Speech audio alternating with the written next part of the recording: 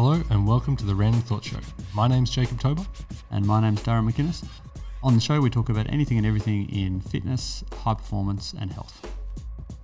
All right, welcome to episode 139 of the Random Thought Show. Very special guest here, Chris Radford.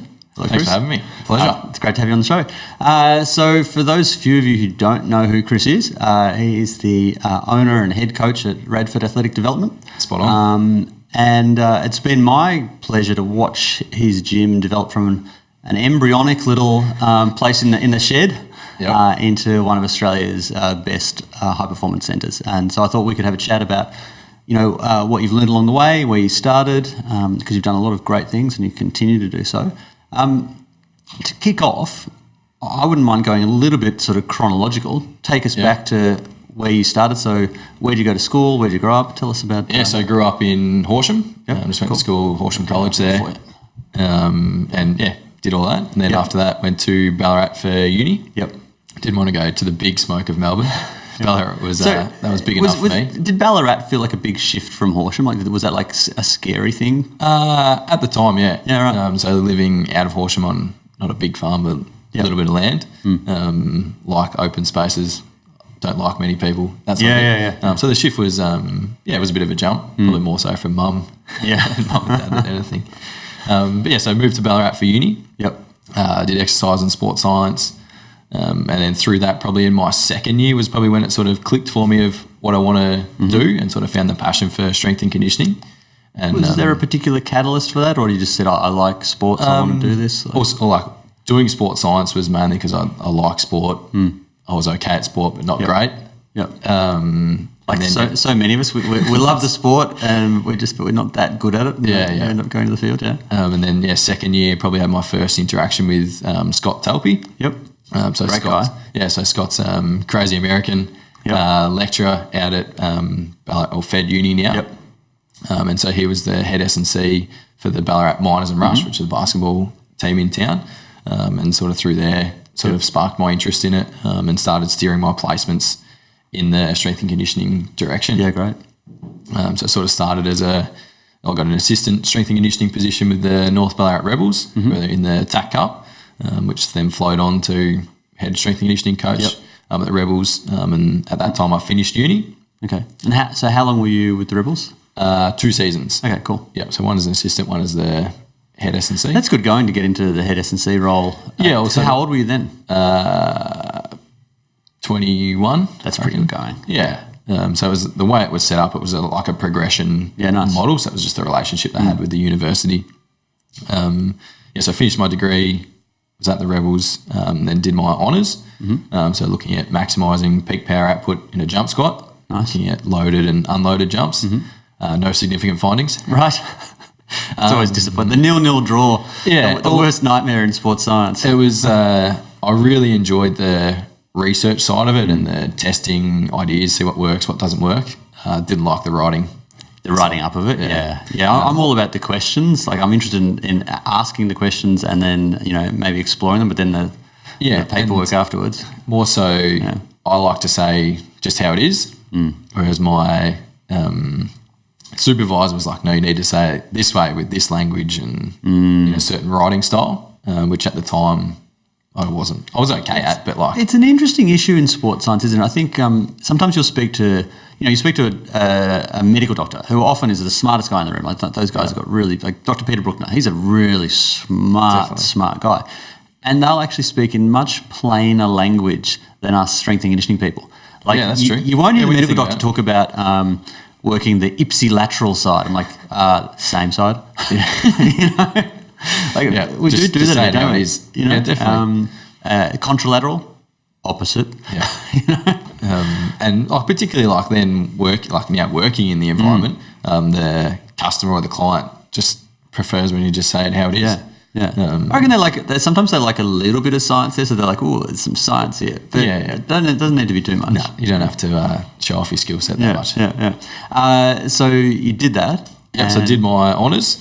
And then when I finished that, I suppose I sort of go, while I was at uni, I was working as a lifeguard at the uni pool. Okay. So I finished uni, and when I finished, there was a full-time position came up at the pool to be the facility manager. of the aquatic centre. So I did that. That's great preparation for what you're doing now. Yeah, it was. Yeah. So I pretty much ran the swimming program and the whole aquatic centre, which was it was a good learning. Because to jump out of context a little bit, so now Redford Athletic Development, you have a whole bunch of athletes, a bunch of coaches. Yep. You train athletes from you draw from quite a wide range, don't you? Yeah, so based in Ballarat, but then sort of draw across Western Victoria. They come to us, and then we'll go out and service out in Western Victoria as well. So that's a good little job to have had early on in terms of just getting your head around logistics and all that and stuff. Managing people and and doing it in a way where systems like we were talking about earlier and it also allowed me the flexibility to then work with the North Ballarat Roosters. They were the VFL team in town, and same sort of progression. I was interviewed, lucky enough to get an assistant S&C role for a season. The head guy then got promoted. He got a full-time job at North Melbourne. So then is there an affiliation? There was at the time. Yeah. So there was a time. He interned, and then he got the full-time position at North Melbourne, and he's actually now the head strength coach of the Brooklyn Nets. Really? How's that for her? So who's that? Dan Jones. Yeah, he's a ripper. Just a real good bloke, and good on him. Credit to him. He's that's great. Off rolling with the big boys over there. The big boys. We are exporting an incredible amount of S&C coaches and sports scientists into the NBA, aren't we? Oh, it's ridiculous at the moment. NBA, NFL, we're obviously doing something right here. Yeah. It's kind of cool. Yeah, definitely. Okay, so there was the Roosters. Yep. So Roosters, managing the pool, and then I was like, I'll buy some gym equipment. We had a little garage. It was a single car garage. So really just a single car garage? Single car garage with a dirt floor. Really?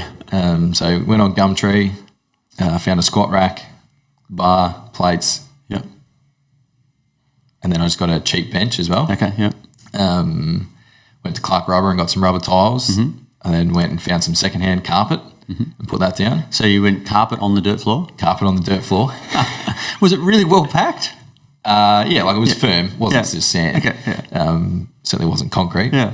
So I was in there, and then just sort of slowly added bits and pieces.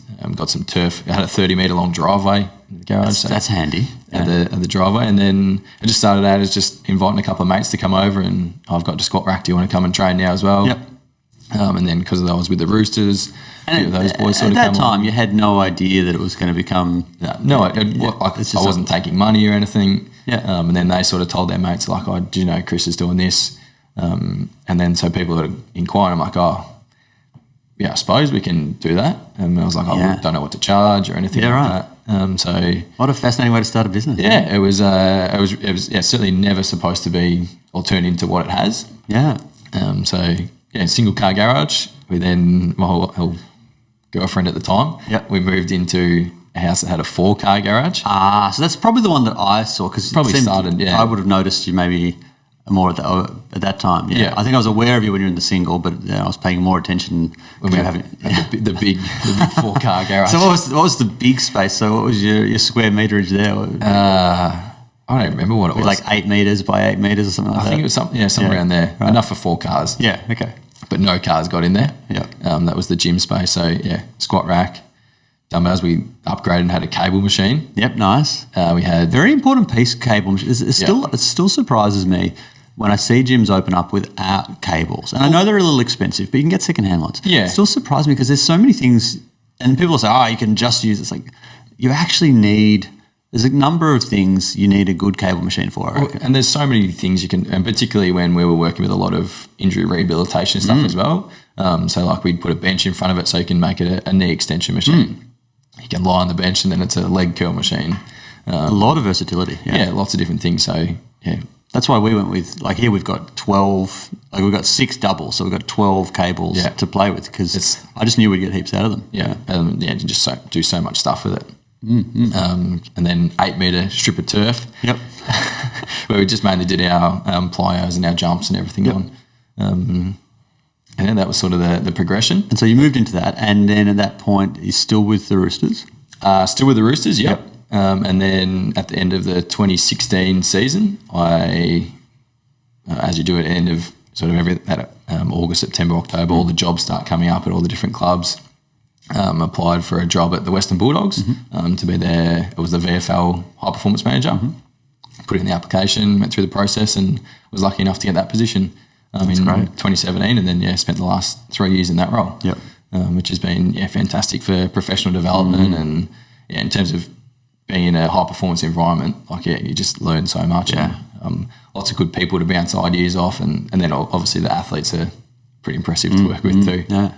And it's a big. I've talked about this before on the show, but the high performance manager role is always, it's one of those kind of iceberg roles where people see you and they see 5 to 10% of what you do. Yeah. And there's just so much other stuff that happens that just goes completely under the radar unless you're actually doing it. Yeah, spot on. And it was also interesting coming from high performance manager at North Ballarat to the Bulldogs. It was in the same competition and whatnot. North Ballarat, a under-resourced team. So as a high performance manager, I was doing lots of different stuff. Whereas when you come to the Bulldogs, there's set people, oh no, sorry, you don't do that. That's someone else's job. So which was kind of a good thing, sort of let you focus a bit more on what you're there to do. Yep. And then you also had more support around you. So I had a strength coach, I had a rehab physio, I had a rehab coordinator. So I had set people for set tasks. So that just tested your managing skills a bit more as well. That's a good skill set to develop as well. Yeah. I didn't get any with the Boomers. So season before last, I stepped down from the high performance manager role with the Boomers. Now I'm speed and agility coach, little tiny role. Nice. But at the Boomers, it was a bit of a funny one because I was reporting to myself in a lot of the roles. I was the S&C coach, I was the rehab coach. Yeah. So you didn't really develop those things, but at a young age to be able to develop those skills, that's a huge payoff long term as well. Yeah, hopefully. Getting better. It's still a big work in progress for me. What do you think? Bit of a tangent, but what do you think is the most important thing if you are managing a team of people? Relationships would be the number one in terms of open communication channels to make sure you're all on the same page, and then being able to have that good relationship that I can give you feedback, you can give me feedback, and sort of keep everyone on the same page. I couldn't agree more. It's difficult to foster that because it's not natural for humans to embrace feedback unless it's positive. Like if someone high fives you and tells you awesome, you're like, yes, you take that. I agree, thank you. Yeah. But the reverse, it's not natural. People tend to, it's the what's the sports psychology? Deflect, deny, deflect, or blame. Feedback. Yeah, okay, there you go. I also found, and even we were talking about it earlier in terms of sometimes you seek feedback, and having, I think the relationships are important to be able to have. If I'm seeking your feedback, I trust that you'll give me honest, constructive feedback, not just good job, well done, you're doing the right thing. Yeah. Like that's as a manager, sometimes you don't want to hear that. You actually want to hear. I hate that when my guys, particularly it's often the newer staff, they don't know that it's okay. Tell me I've done something wrong. Yeah. And they'll try and dance. I'm like, hey, I probably made a mistake. Just tell me what I did. Yeah. Because at the end of the day, we're all trying to run. Yeah. You're trying to make a better program. I'd say building on my managing skills. Yeah. Okay. Yeah. I think the ability, if you can be comfortable being vulnerable enough to let your people tell you you're wrong, that sets a beautiful tone because it's like if you cop it, then everyone else should as well. Their understanding of it, or keen to take it on board, I suppose. We talk about it in here as being it's like a gift. Like if I'm doing a thing wrong, then the gift is someone telling me I'm doing it wrong because now I've got a chance to do it right. Fix it. Yeah, that's right. And we were sort of talking when you're always in your bubble. Yeah. You don't see what's happening from the outside. There's so much you miss when you're. It's good to have some either external or just someone else coming in and looking and saying, "Oh, Durham, did you actually realise?" Well, exactly. I was talking to one of our athletes this morning just about business stuff, and he made a couple of really good points. And I was like, "Yeah, you're so right. Like I'm so close to it that I'm just not noticing that." That's right. Because he was having a bit of a crack at our marketing. Yep. I was like, our marketing could be better. And it was really good. Once someone else points it out for you, you acknowledge it, and that is spot on. Actually see it. And so you did that for 3 years. Yeah, 3 years. Yep. Developed a lot of skills, but you've now stepped down from that role. Yeah, so I resigned from the Bulldogs, and I'll just work in Ballarat. Spend some more family time with the wife and little dog. Yep, nice. He normally features in all the videos too. I'm pretty sure that's the main reason that people come to the gym. And focus a little more on the business as well. And spending some more time on the business in terms of moved into. Tell us all about Descent. Yeah, okay, jump back. Yeah, go. We had from the 4-car garage. We were there for 2 years, I think. Sort of slowly grew. How many people could you fit in at once in the 4-car garage? At the end, we had 4. Okay. 1 coach and 4 athletes. Yeah, okay. And that was Cozy. Yeah, right. And the dog. Yeah, okay. So when we were still in the garage, I put on my first employee. Yep. So Liam he was working at the Roosters with me. I was like, Liam, it's getting to the point where I need some more help. Do you want to come down? And even that was a big step for me, paying someone else to come and do some work and let them into my little project I've been working on. Yeah, let them look after the baby. Yeah. And then it's I did that in in 2002. I employed someone. Yeah. And I was just so rubbish as a manager. I didn't employ anyone again until 2009. Wow. Because it just didn't actually work out. Yeah. Because I was so uncomfortable giving negative feedback. I just didn't know how to coach people. I knew how to coach athletes, but I didn't know how to coach employees back then. Yeah, and it took a while. And then when I came back to it, I was pleasantly surprised that I'd grown up a little and I wasn't so tentative, and I was fine. Yeah. I think I'm fine anyway. I don't know. Maybe I'm not. Maybe we'll find out some feedback after this. Anyway, so you took that big step of employing someone. Yeah, big step there. And then the big jump was growing some balls to put all our financials into getting a big space. So we went from 4-car garage to just over 300 square metre warehouse. That's a decent sized space. Yeah, particularly from a garage it is. Yeah. So what is it, length and width? 20, in terms of gym space, is 22 metres long. Great. And I think it's 14 metres wide. That's good. From memory. You actually want it to be a skinny, if you're going to be a tiny bit on the smaller side, you want it to be a skinnier rectangle, I reckon, because then you've got the length to do some running. Yeah, so we've got a 22 metre sprint track. Yeah. We do running, change direction and jumps and all that stuff on there. And then the 3 platforms and everything from... So 3 platforms. And did you sweat on the design of it? Like when you... Yeah.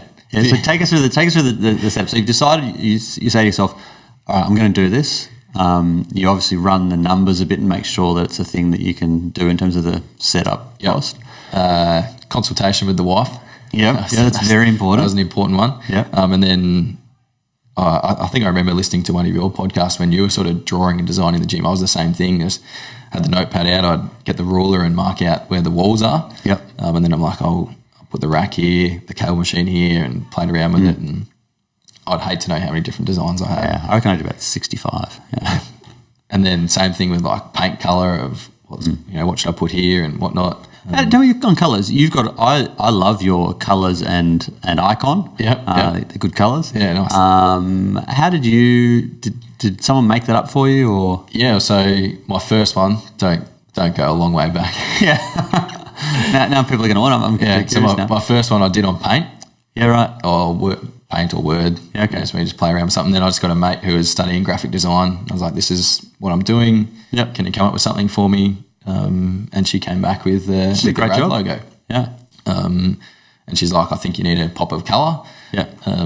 At the time I didn't like green. Yeah. But Jess, my wife, she's like, I think it looks good. And I was like, trust your wife too. Yeah, exactly. Good lesson. Yeah. And so, sort of that's where great. it started. That's cool. And I think it's a really good colour too, because just to diverge into marketing stuff a little bit, in terms of the colour wheel, in terms of where everyone is, you want to be at a place where not a lot of other people are. Yeah. And so that's good. I think at the time that's why I was a bit hesitant, because it was so different. Because everyone's blue and red. True. But the pop of green works well. And in terms of like in our gym design, we've just got like everything's the darker grey, I suppose. Yep. We've just got one bright green pole that just sort of sets the room off, which is, it works well. That's cool. Yeah, we were similar with our yellow. Like the designer said to me, let's go for some unoccupied territory. There's not a lot of yellow in your industry. Yeah. I'm pretty happy. Hopefully it works. Yeah. You started planning. You designed it a million times. You kitted it out with mostly iron edge equipment, which is so good to know. I started probably buying stuff before I even had the space locked in. Did you? Yeah. Because I was probably looking for the right spot for it'd be nearly 12 months, I reckon. Takes a while. Going to spots, looking, no, it's not going to be the right fit. Yep. And then found our location pretty central to Ballarat, close to the 4 main schools, close to the central business district, close to the lake, from that side of things. So, yeah. Close to your house? It is now. What's your drive? 2 minutes. I'm not sure I can continue this interview. Yeah. I'm an hour each way. Yeah. That's great. Couldn't do that. Yeah, wow. So ordered the Iron Edge stuff and had it sitting. So in our previous house, we had the 4-car garage in an undercover area. Right. So in the undercover area, I had 3 locked up at the back. No. Ooh. I mean, it's heavy stuff, so it's hard to pinch. If someone's going to take it, good luck to them. I think there would have been 3 racks, 3 sets of bars and plates, and all the stuff sitting under there, under a blue tarp. And then when we pulled the trigger, turned it around in 2 weeks and painted. Did all that. So you got an older warehouse, and you basically just tarted it up with some paint and some nice flooring, and you didn't have much else you had to do? No, in terms of we took out one wall so that we could get our longer sprint track, but the rest of the space we didn't really touch. It was more just aesthetically. Yeah, okay. Which I don't paint. Painting sucks. I could never be a painter. Yeah, it's hard work. The only thing I like about painting is the one positive is, unlike our job, at the end of the day, you'll be like, I've done that, and you can point to a thing that's been done. True. But apart from that, and the smell, there's a lot of so in those 2 weeks, work, coach through the day, and then once I clocked off coaching, Jess and I, we'd eat tea. Yeah. And then we'd look at each other and we'd be like, righto.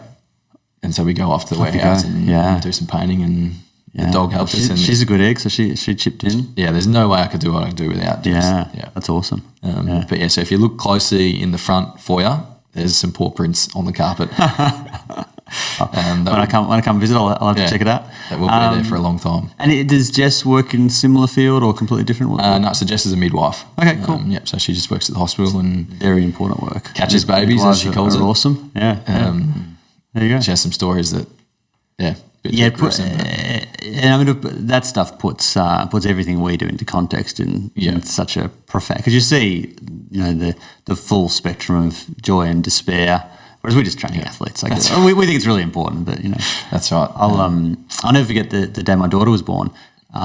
She was born, and so Max was born. It was really straightforward, just easy as everything just went great, and it was just all no real tension. The only tension was that it was arriving a bit too fast. Like that, it was easy.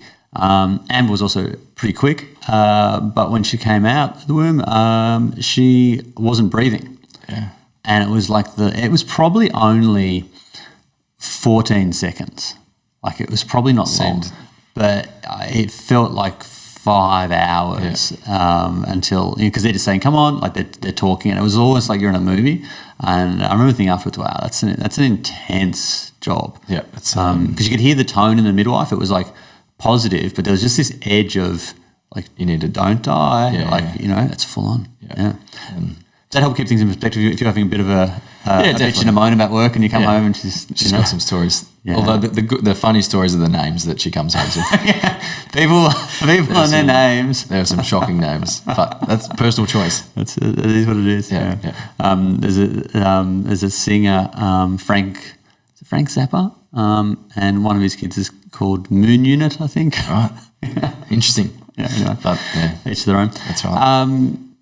So you opened up. Yep. And was it one of those things where you opened and all of a sudden it got really, because I had this thing that when we opened, it would just go kaboom, and we would be like we'd all be bowled over by all the customers chasing us. It'd be nice. And we had a great first year. I would not whinge about our first year at all. We were, very, very grateful of the attention and enthusiasm, the momentum that we had. Yeah. But even then, you kind of expect that, I've built it, it'll all just go crazy. What was it like for you, dude? Because you're in a good spot and not a lot you're in a bit of a vacuum at the moment. Yeah.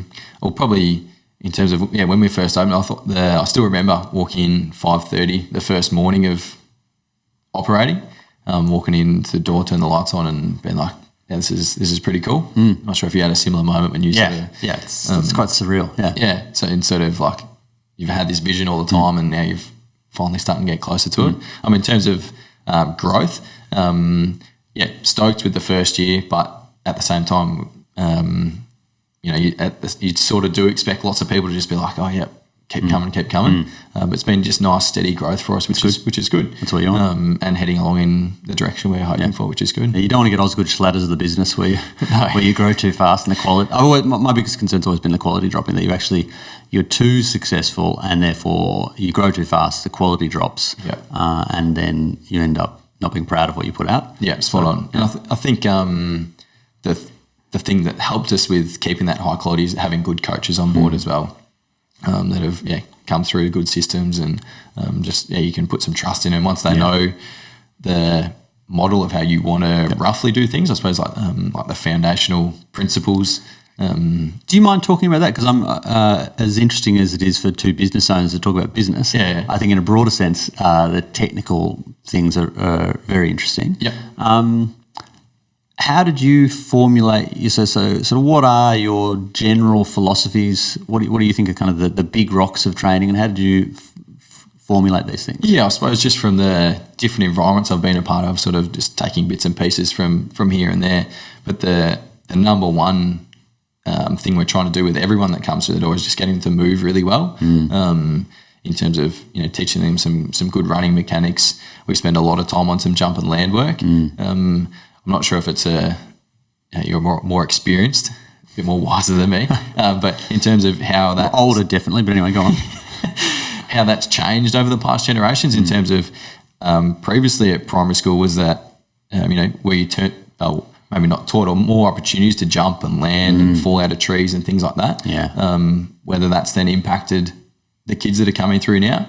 I think so. I think we are vastly lower levels of general movement literacy. As a kid, I did a lot of random play and jumping and dangerous things and jumping over creeks and all sorts of things.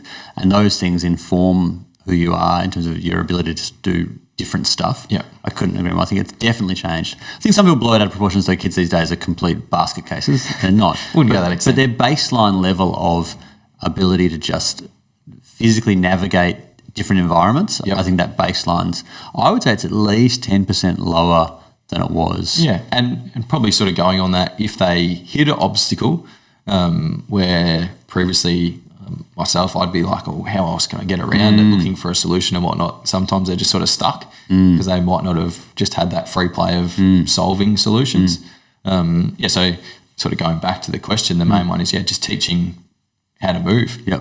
And then everything sort of flows from there. And so we break it down here in linear, lateral, vertical? Pretty much spot on. Same sort of thing. When we first started, I made the terrible mistake of, I just picked because backstep. There's A-grade exercises, right? There's exercises that are high value, low risk, high bang for it. There's those gold standard ones where you get a great result. And then to me, there's kind of B-grade where they're pretty good. But not as good. And then there's kind of your D grade where they're actually probably a waste of time and maybe dangerous. And I always just my mentality is, well, if there's an A grade thing, I'm not going to touch the B grade thing. I'm just going to do only A grade stuff. But the problem is that's actually it's a relatively short list. There's not those true A grade. And so it took a long time for me to accept that we actually needed to change our movement skill stuff, because I was just doing the same favourite ones. That's actually not a good approach, because as good as it might be, athletes are going to get bored of it. Were you quicker to the mark to mean that you change stuff around a little bit more? And probably sort of coming back to when you sort of said athletes getting bored, I think that's one thing that differs a little bit from the private sector to professional sport. In terms of pro sport, they're paid to turn up and you can't own them a bit. Whereas private sector, if they don't like your product, I'm just going to go find someone else. I'm going to go do that barefoot beach parachute running. Hopefully not. But do you know what, one of our athletes did that, and we saw it on Insta. He knows who he is. It was just had to go for him. Well, he said it was great. All these people stopped and watched. I'm like, that's not the point of your speed work, is to have an audience. Anyway, it's really different in. Yeah, so I think like at times, if someone likes doing bicep curls, I'm going to put some bicep curls in at the end of their session. Yeah, it's not going to kill them. Yeah. Whereas, like, if you came in, looked at one of our programs and saw bicep curls, you might be like, why is that on there? I think, there's a reason for it, and I couldn't agree more. I've heard coaches say no one's allowed to do curls in my gym. It's like, like, let the kid do a few curls at the end. Is your program so perfect that 3 sets of 12 curls are going to ruin everything else? You got to look big when you walk out of the gym. You feel, like you want to. If they want to do a bit of that, or if the girls want to do a bit of extra glute work or tricep work, whatever it might be, like, as long as it's not taking over the program, I think a little bit of that sort of icing on the cake stuff, that's fine. 100%. Yeah, it's got to be enjoyable. Like, if someone says, I want to do burpees at the end of my program, no, there is a limit. That's different. You don't want to cross the line. Yeah, but it's fine. Yeah. So philosophically, movement, skill. Mobility, that kind of stuff. Yeah, that'd be the key foundation, and then forming a really strong strength base that we can then capitalise off from there. Yep. That sort of catapults into any of our power development or our speed work and whatnot. Do you do much straight bar, off the floor, deadlift type stuff? There's 2 athletes at the moment I can think of off the top of my head. One wants to learn. Yep. And the other one is a rower, and a part of his program outside of our program is deadlifting. Well, you have to then, don't you? It's like the kids that are going we have kids going off to college, and we get their college programs, and it's like, well, we wouldn't necessarily program that particular exercise, but you're going to be doing it every week. If we can expose them to a little bit of that, so they build some resilience beforehand, I value that as pretty important. And so, is your go-to loaded hinge trap bar or elevated straight bar? Would be trap bar. Yeah. I like it a lot too. Yeah, that's good. Have you got the new Trap Bar 2.0, the one with missing the sides? No, you have to come later and have a play with it. I'll have to have a go. It's kind of cool. You can do really good. We're still kind of playing around to work out what we like about it. But one of the things is you can do a great loaded walking lunge because there's nothing out in front of you. Yeah. I'll give it a go. Yeah, it's kind of cool. Yeah. And so that's a pretty obvious philosophy. So it's a movement, and then the movement stuff is good within itself, but also it's an enabler for good lifting, because if you've got great mobility and body control, it just makes you're going to lift so easier. Yeah. Where are you at with cardio? So some people see cardio as a huge rock. Some people see it, for a lot of athletes, as a smaller one. It's like if you're doing your job right, it kind of takes care of itself. What are your energy system thoughts? Because the last episode we were talking about that for sprinters, for instance. Depending on the athlete, of course, and time of season and all that sort of thing. So currently off-season or pre-season for a lot of guys, we will sneak in probably that last 10 or 15 minutes, we'll make it a conditioning block. And it might be a combination of some bike work, some ropes, or some sort of circuit, or the rower. Or we're loving the ropes at the moment. Ropes are great. They do work really well. Yeah. Get a good arm pump as well. Win-win. But definitely see a place for it. But I think the thing that can be lost is doing conditioning to smash yourself and being smart with how you construct your conditioning session. Because it's pretty easy to smash somebody. It takes a bit more skill to construct the right session, I suppose. It's amazing how many people there was a good I saw a post on Instagram today from, I think, Movement as Medicine. And he was talking about actually doing like 20 seconds of, he's talking about how what a lot of people are doing is, in the pursuit of the high intensity stuff, what they're actually doing is, because the rest periods are so short, they're not able to achieve high intensity. So it's actually moderate intensity. And he made a great analogy, because I've been trying to explain this to people for a while, that smashing yourself so hard that you can't go hard is actually not smashing yourself at all. And he said it's the equivalent of someone, instead of doing quality speed work, like where you're running 50 metres really fast, it's the equivalent of doing a whole lot of jogging. Like you're succeeding at making yourself feel tired, but not at actually getting fitter. And it was the first time someone had articulated it. Like, it's been bugging me for a couple of years. People are like, I'm doing HIIT. I'm like, Yeah, but are you? I actually. Yeah, it's very interesting. Yeah, and so that'll be a little block that you'll put at the end. Yeah. Do you do any running at the end, or do you keep it off legs once they've lifted? If they've lifted lower, do you do running or? Not in the gym. Probably limited to space wise. Yeah. Sometimes we'll combine a conditioning might be a combination of some sled and some jog recovery. Yep. But that would be the most running we do in the gym. But we definitely program running in their sessions outside of the gym. Tell us about your favourite sled stuff. We've just literally we got our turf last week. Oh, it looks very good too. Thank you. Yep. Yeah, we like it. And we've got our hurt terminal delivered, and we're starting to play around with that. Have you developed any particular favourites? Any things that you think are really good go-tos on it? Probably two favourite ones would be for like a ACL rehab person would be like a backwards walking drag. Yeah, I like that. For some like deceleration type strength work. And then so that's where you're facing away. So you're facing towards the sled and you're backpedaling with the sled slowing backwards. you down. Yeah. And then what you can do, I do it with a partner with a big band. Yeah. Instead of the sled, would be walk backwards, but then the person's pulling you forwards and you have to decelerate and slow down from that side of things. And then some rotational work as well. So standing in a base position, holding the hurt terminal, and then rotating it or ripping it around almost. Like you're sweeping the floor really fast. Yeah. That's a really good one. Rotational strength. Yeah. I love that one. Yeah.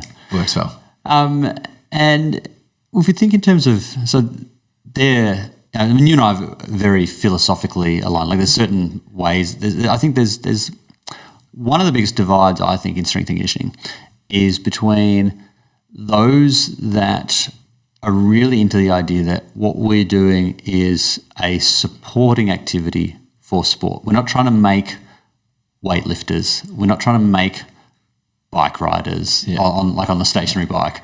Like we're trying to support their athletic endeavours. And so it's like whatever tool will get that done, we'll go to. Yeah. And then on the other side, there's sort of your lifting purists who are, I love coaching ollie lifts, therefore everyone will ollie lift and we're all going to do it the way that ollie or powerlifting says we have to. Yeah. How are you finding it in your environment with your athletes in terms of we often will have to re-coach people. Do you get that or are you getting more blank slates where you just go? Probably a bit of both. I think one example that jumps out to me in terms of realising the small contribution that you do make, we work with a marathon runner. And we recently ran at the World Champs. That's awesome. Yeah, it was Jules, well done. Good effort over there. But in terms of, so he's doing 200K weeks out on the road, which is phenomenal. I do what do I do? I do 15 to 20K weeks. Yeah. 200Ks in a week. Oh, it's crazy. Yeah, phenomenal. And so every time he comes to the gym, so he comes in twice a week, it's more about what can we do to, first of all, just make sure he can stay out there, keep getting his Ks in his legs. And that sort of brings you back into the scheme of things of we're just a little tool and accessory to a much bigger world, I guess. Yeah, we're not the main game. Yeah. And sometimes we do have to educate the person or the athlete on that when they come in. They think that, the gym is everything. But if they're a running-based sport, they kind of need to spend a fair bit of time running as well. So, getting that education right, I guess. You're not supposed to pick favourites, but no one's listening, so don't worry. What are your favourite sports to work with?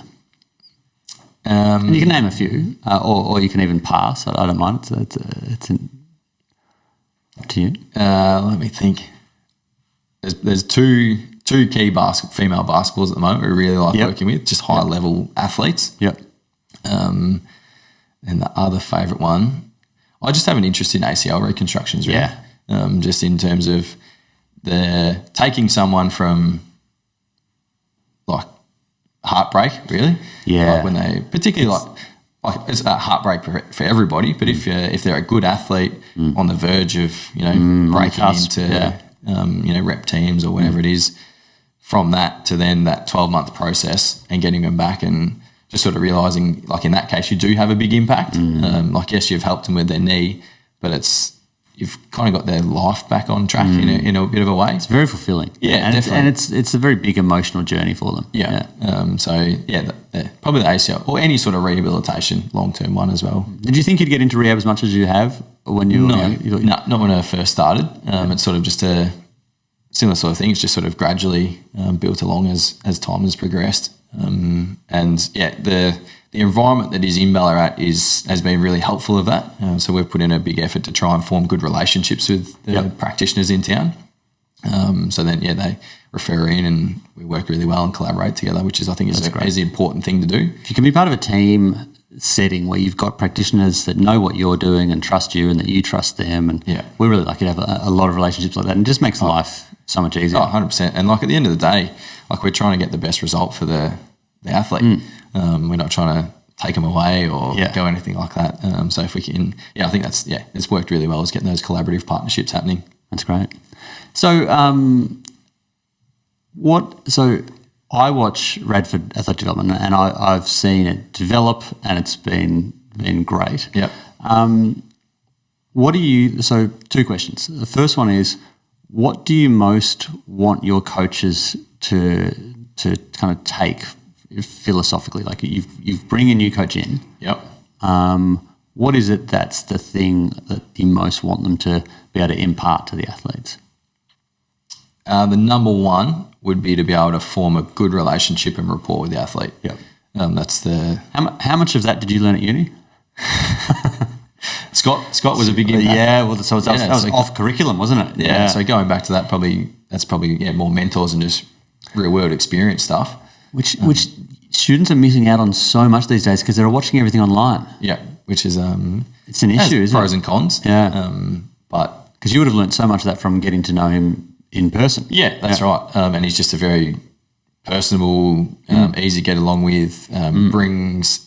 we sort of like talked about energy giver versus energy taker. Yeah. And I call the energy takers oxygen bandits.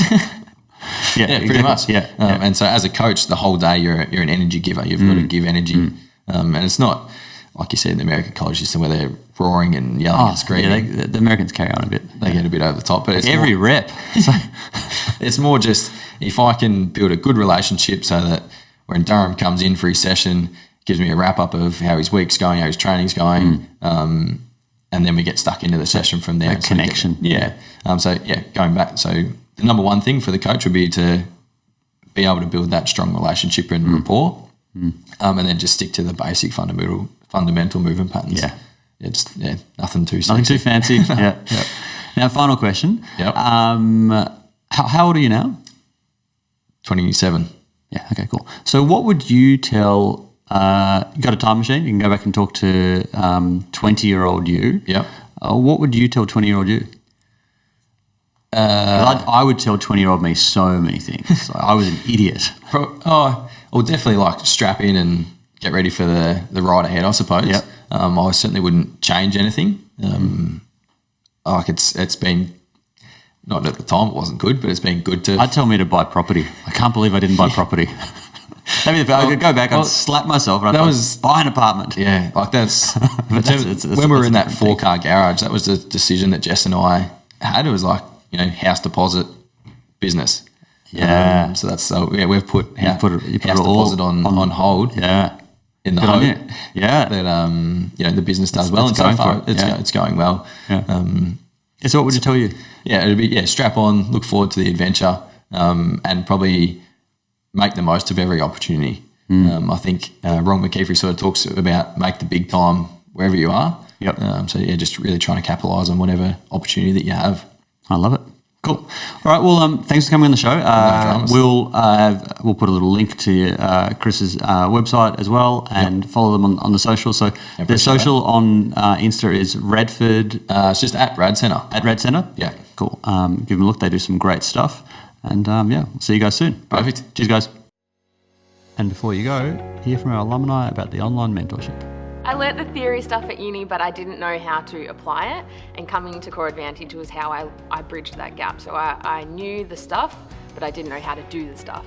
It was something that I needed to do personally for my own development, and it's allowed me to work in elite sport for now 5 years, so it was a massive help. I think mentorship is really important, and being able to ask questions all the time, and the Core Advantage course allows that because there is a big team of people that you can ask questions. I get to, train professional athletes every week, work really closely with professional athletes, which is awesome. A lot of the skills that I'm applying, I learned through the program at Core Advantage. It's not just something that you read and then think about and then go, oh, how does that tie into everything? It's something practical that you can turn around and go, this is exactly how I'm going to apply it.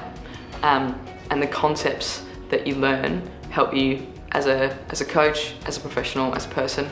Yeah, it's awesome. Definitely go and do it.